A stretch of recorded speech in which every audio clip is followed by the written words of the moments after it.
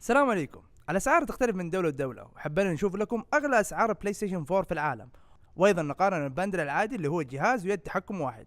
وكمان حاب اذكركم انه بعض الاسعار تغيرت مع الوقت، وايضا اذكر لكم اغلى شيء وصل له البلاي ستيشن 4، يعني بعض الاوقات في وقت الاطلاق وغالبا تكون غاليه، وايضا بعضها عشان الضرائب، وكل الاسعار رسميه. وقبل ما نبدا المقطع حاب انبهكم بشيء واحد، انه المقطع ذا حيكون سريع عشان بذكر اسم الدوله وكم سعر بلاي ستيشن اعلى شيء وصل له. وخلينا نبدا توب 10 اغلى دول لبيع بلاي ستيشن 4. في المركز العاشر عندنا دولة الهند، وفي الهند وصل الفترة يبيعون بلاي ستيشن 4 ب 654 دولار، يعني ما يساوي 2452 ريال سعودي. في المركز التاسع عندنا دولة تشيلي، وصلت فيه فترة تبيع البلاي ستيشن 4 ب 666 دولار، يعني ما يقارب 2497 ريال. في المركز الثامن عندنا دولة النرويج، وايضا وصل فترة يبيع فيها البلاي ستيشن 4 ب 672 دولار، يعني ما يقارب 2520 ريال سعودي. وفي المركز السابع عندنا دولة كولومبيا، وفي فترة وصل البلاي ستيشن عندهم ب 688 دولار، يعني ما يقارب 2580 ريال. في المركز السادس في دولة السويد، كانوا يبيعون الجهاز ب 692 دولار، يعني ما يعادل 2595 ريال سعودي. في المركز الخامس في دولة تايلاند، وصل فترة يبيعون الجهاز ب 716 دولار، يعني ما يقارب 2685. وايضا لو تلاحظ المراكز الخمسة اللي ذكرناها غالبا السعر تلاقيه جدا متقارب، ما بين اول شيء 2450 الين 2600 بس، لكن المراكز الاربعة الاولى راح تتفاجئ بالاسعار اللي حاطينها. وفي المركز الرابع عندنا دولة انغوليا، وصلت فترة يبيعون الجهاز ب 868 دولار، يعني ما يقارب 3255، نوعا ما مقبولة حتى الآن. خلينا نشوف المركز الثالث. في المركز الثالث عندنا دولة الأرجنتين، وصلت فيها فترة يبيعون الجهاز ب 1388 دولار، يعني ما يقارب 5205 ريال. اوكي، وصلنا للأسعار الغالية الحين.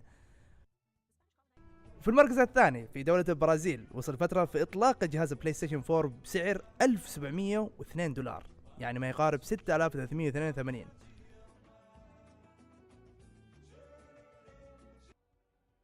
وفي المركز الاول، والمركز الاول هو اللي خلانا نسوي التوب 10 هذا، في دولة فنزويلا صارت عندهم ارتفاع في الاسعار، بس لكن ما حقول لكم كم النسبة اللي ارتفعت، بس ابغاكم تحذروا وتكتبون لنا في الكومنت كم تتوقعون وصل سعر بلاي ستيشن 4، اغلى سعر وصل له في دولة فنزويلا. كذا حطوا سعر، مو اقول لكم بالغوا، جدا جدا جدا بالغوا مرة، حطوا سعر خرافي، سعر ما يصدق.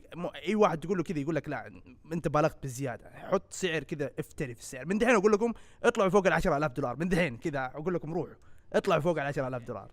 هيا اكتب لنا اي شيء في الكومنت وحاول تحذر.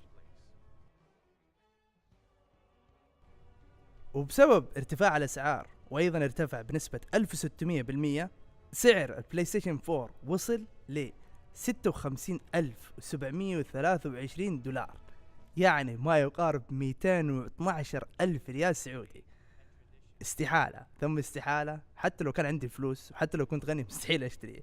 يعني كذا ولا كذا مستحيل تشتريه، لأنه لو تيجي تفكر فيها عندك 1000 حل ممكن تسويه عشان تشتريه من بسعر أرخص من كذا. تقدر تروح تشتري لك تذكرة درجة أولى وتروح تسافر لدولة، خلينا نقول أمريكا، وتعيش فيها 3 ليالي في فندق 5 نجوم، وترجع لوطنك فنزويلا ومعك بلاي ستيشن 4 ولسه يبقى عندك فلوس. يعني عندك طرق كثيره ممكن تشتريها. ما ادري عن طريقه الشحن عندهم، هل يدخلون الاشياء ذي بسعر رخيص تشتريه من امازون، بس افضل طريقه اذا انت كنت عايش في فنزويلا روح سافر لاقرب دوله اشتريه وارجع. يا شيخ اروح اسافر البرازيل اشتريه ب 1700 دولار وبرضه اوفر.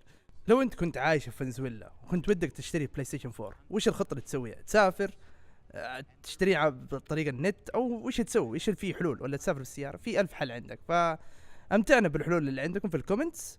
وهذا كل شيء، وصلنا كذا لنهايه المقطع، وان شاء الله عجبكم المقطع حق توب 10. واذا عجبك لا تنسى الضغط على زر اللايك والاشتراك في القناه. كان معكم عمران الحازمي، ومع السلامه.